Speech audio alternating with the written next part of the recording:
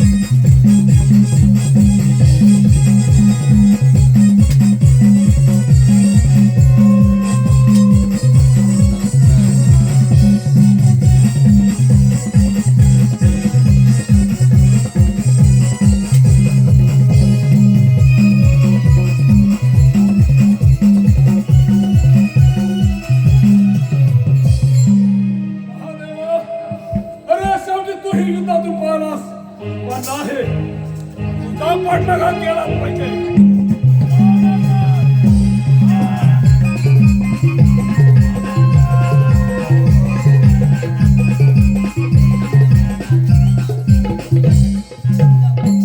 शंकर देवाचा पाठला करून काहीही उपयोग होणार नाही.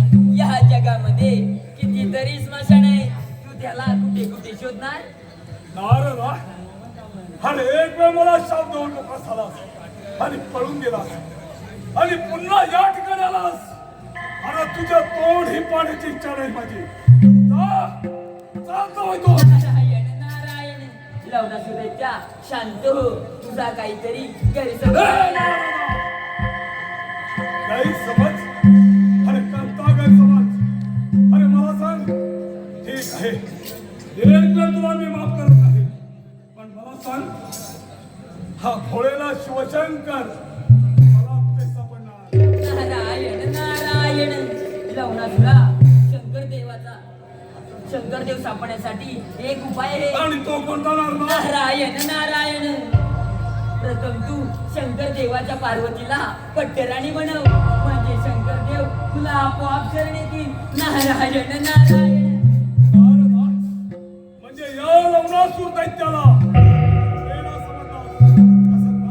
नारायण नारायण अरे ज्यावेळी इंद्रपत्नी शचे हिला माझी मी राणी म्हणत होतो, त्यावेळी आलास आणि शाप देऊन मोकळा झालास.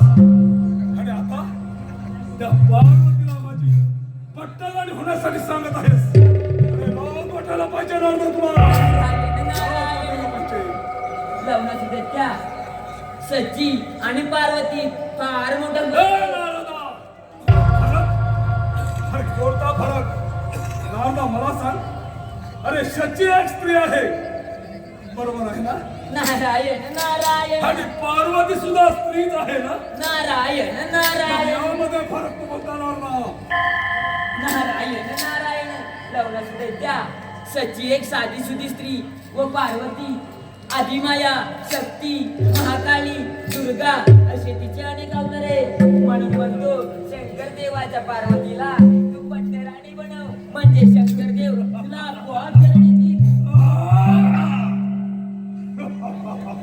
अरे खरं आहे तुझं म्हणणं, म्हणजे पार्वतीत माझी पट्टराणी व्हायला पाहिजे.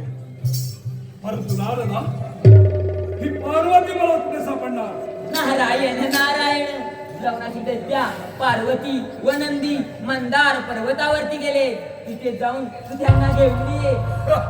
या क्षणी मी त्या मंदार पर्वतावरच्या भ्रमण करतो आणि पार्वतीला माझी राणी म्हणतो.